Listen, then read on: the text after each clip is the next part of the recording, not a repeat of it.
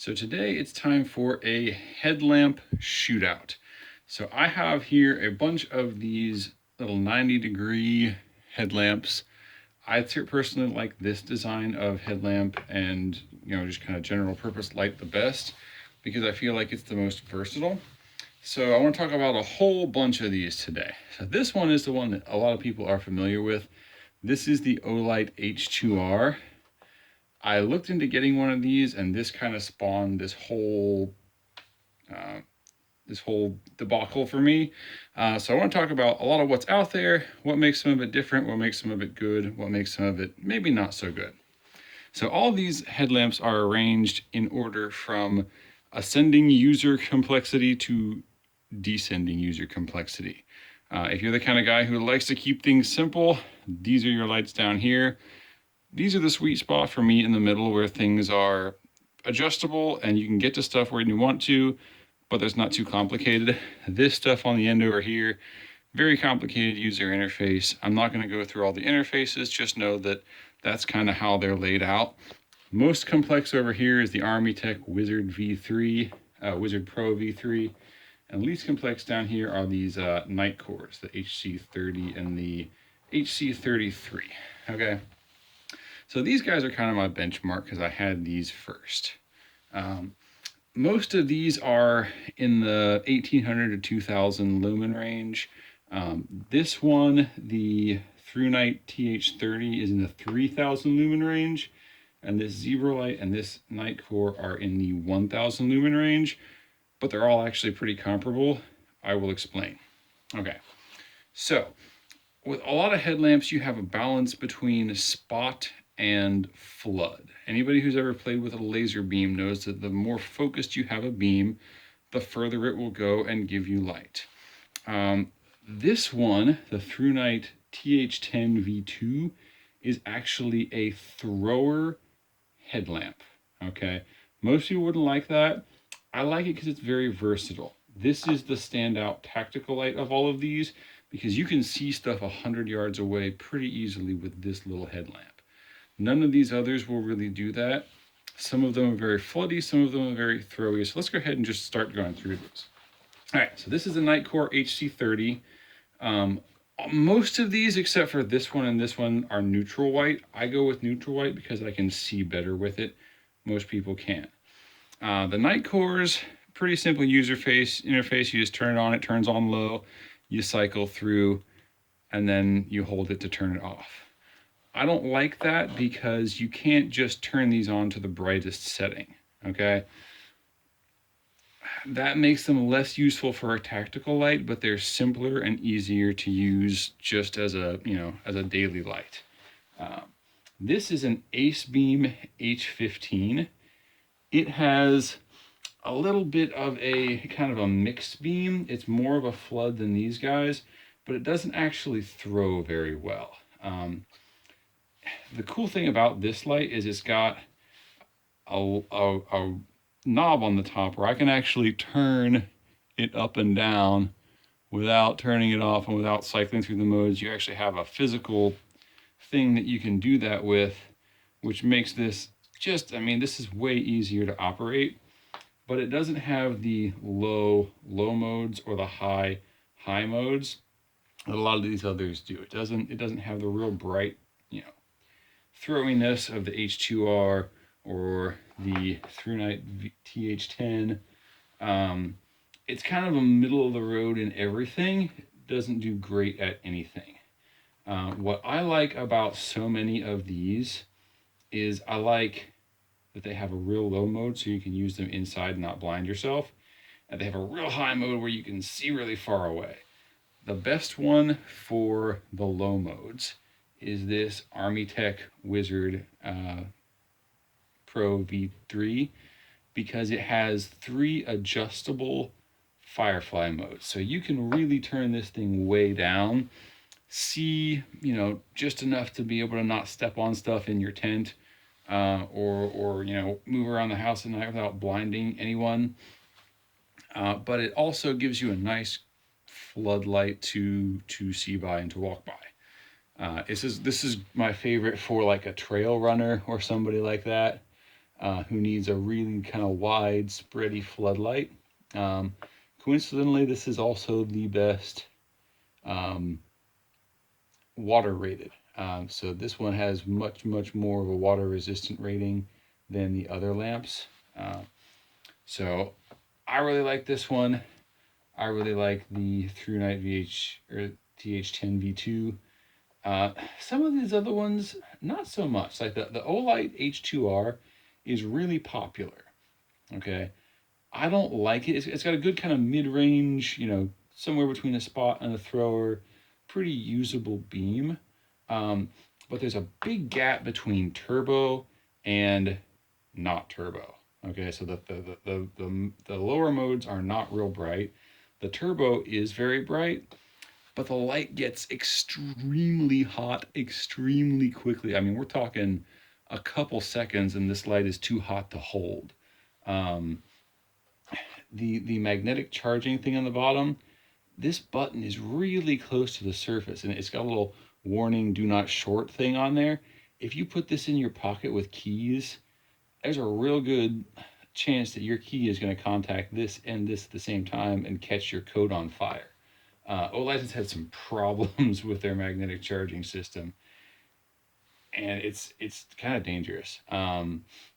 So because it gets so hot on the high mode and it burns out and it burns the battery down so quickly, and then you fall off really far to the next down mode, the actual usable modes of this light are not as versatile as most of these other lights. Most of these other lights have a mode that's higher without getting the light hot than the Olight, so it gives you more light without heating up. And then the high mode is pretty similar. So I actually weeded this one out of my favorites pretty quickly on this. So this one, not my favorite. It goes down here at the bottom. The thing about the Olights that I really do like, have a great bi-directional pocket clip, and this head strap is the best of all of them.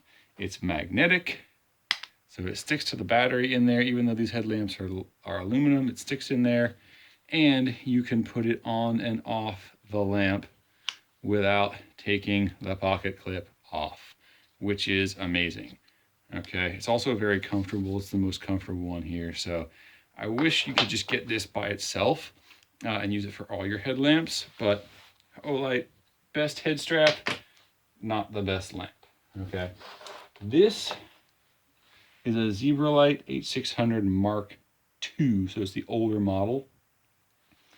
This actually puts out as much throw and as much usable light as the Olight, even though this is only 1,000 lumens and this is like 2,000 lumens, because the reflector and the clearness of the lens is much better. The Olight has this kind of diffuser lens, which gives you a really kind of diffuse floodlight and even light, but it doesn't put out as much light. It shades your light a little bit more, so you don't get as much bang for your buck from the lumen rating. Same thing with the Armytek. It's got this diffuser kind of lens. Really nice floodlight, but because of that, it doesn't give you the same kind of, it doesn't look as bright as its rating would suggest.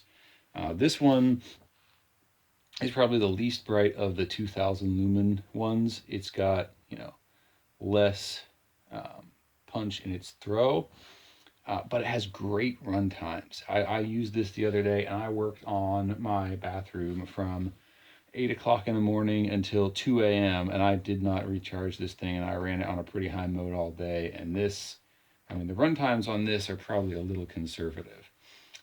So Zebralight stand out, super duper quality on these. They just are much kind of nice finishes, really evenly cut heat sink. This actual light I actually lost in my yard for about 1.5 years.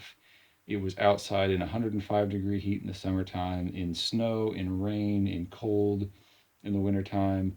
It gets well below freezing here in the wintertime. I found it 1.5 years later, brought it inside, put a fresh battery in it, and it turned on, and it's never given me a problem since. So spectacular quality on Zebralight. No magnetic charging or anything fancy. This is kind of a no frills, really adjustable light. Just super high quality. A little complicated if you're not kind of a flashlight geek.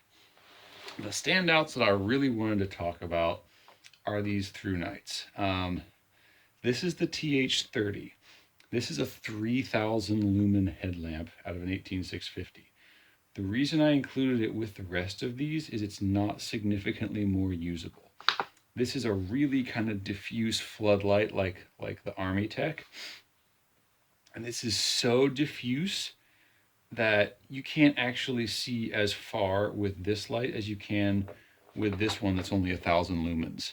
Okay, they've spread it out so much that it just disappears after, 40 feet or so.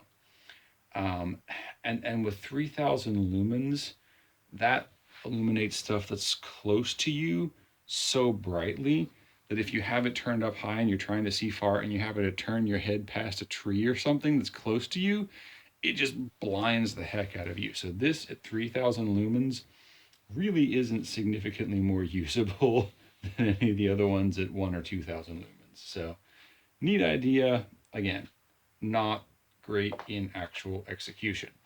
I like the Acebeam, like the adjustableness.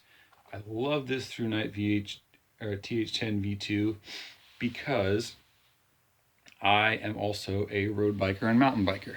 Okay, on a road bike or a mountain bike, when you're moving fast, you need something that throws some light down the road.